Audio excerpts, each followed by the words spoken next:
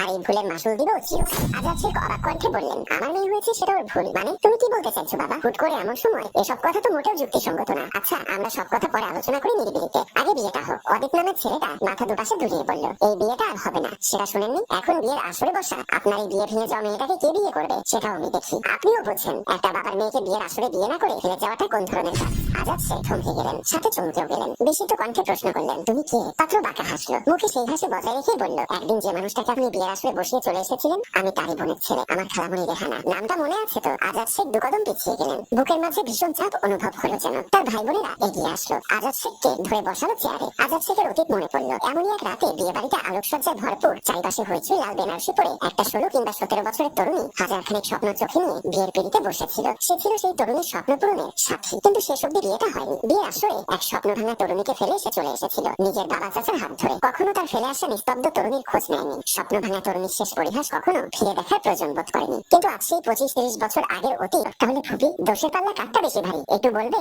নিস্তব্ধ হয়ে গেল চারিপাশ। সুখের সৎমা বেধড়ক মারধর শুরু করলো সুখের উপর। সবাই যখন মারধর ঠেকাতে ব্যস্ত তখন সুখের ছোট বোন ছুটে এসে চিৎকার দিয়ে বলল, আম্মু আপা তাড়াতাড়ি এসো, আব্বা যেন কেমন করছে। সবাই ভ্রু কুঁচকে ফেললো। চারিপাশে তাকিয়ে দেখে আজাদ শেখ কোথাও নেই। সবার প্রথম সুখী ছুট লাগায় বাবার ঘরে। সুখের পেছনে পেছনে ছুটলো সবাই। আজাদ শেখের মুখ দিয়ে অনবরত রক্ত বের হচ্ছে আর নিথর দেহটা পড়ে আছে মাটিতে। হাতে একটা ছোট্ট কাগজ যেখানে লেখা, 7 করে মেয়ের নাম রেখেছিলাম সুখ, কিন্তু মেয়ে জন্মের পর 5 মাসের ছোট্ট মেয়েটাকে ফেলে তার মা পালিয়ে গেল। সুখের জীবনের সুখে ভরপুর করার জন্য আনলাম সৎমা, যার কৃপায় সুখের জীবন সুখহীনতায় ভরে উঠলো। আজ আবারও আমার পাপের ফলের জন্য মেয়েটার জীবনে কলঙ্ক লেগে গেল। মেয়ের জীবনটা হয়ে গেল সুখের অসুখ। সুখ বাবার দেহের পানে তাকালো। পৃথিবীতে সব থেকে বেশি ভালোবাসার মানুষটাও আজ বিদায় নিল। বটগাছের ছায়াবিহীন সুখ টিকবে তো, না সুখহীনতার গল্পে ভরে উঠবে সুখবতী নির্মম জীবন? সম্মানিত ভিউয়ার্স, গল্পের বাকি অংশ দেখতে আমাদের পেজে চোখ রাখুন আর বেশি বেশি কমেন্ট এবং শেয়ার করে আমাদের সাথে থাকুন। ধন্যবাদ। গল্পটির ভাবনা ও পরিচালনায় অভি, ক্যামেরায় শিহাব ও শাকিল এবং প্রযোজনায় মঞ্জুর মোর্শেদ। ধন্যবাদ। চলে যেতে থাকে। কিছুক্ষণের মধ্যেই সবাই হসপিটালে পৌঁছে যায়। হসপিটালের ভেতরে গিয়ে নিহানের খোঁজ নিয়ে নিহানের কেবিনে চলে যায়। নিহানের কেবিনে গিয়ে দেখে নিহানের পুরো শরীরে ব্যান্ডেজ করা, অজ্ঞান অক্সিজেন লাগানো অবস্থায় শুয়ে আছে। ডাক্তার শবনম এসে জিজ্ঞাসা করলো এই রোগীর বাড়ির লোক এসেছে কিনা। মিরাজ ডাক্তারকে বলল, ডাক্তার ওর এখন কি অবস্থা? আমি ওর বন্ধু। ও আচ্ছা, তা ওনার মা বাবা কোথায়? ওর মা বাবা কেউ বেঁচে নেই। আচ্ছা যাই হোক, রোগীর অবস্থা তেমন একটা ভালো না, খুব দ্রুত অপারেশন করতে হবে, রক্তের ব্যবস্থা করুন। মিরাজ রক্ত আনার জন্য বাইরে গেল।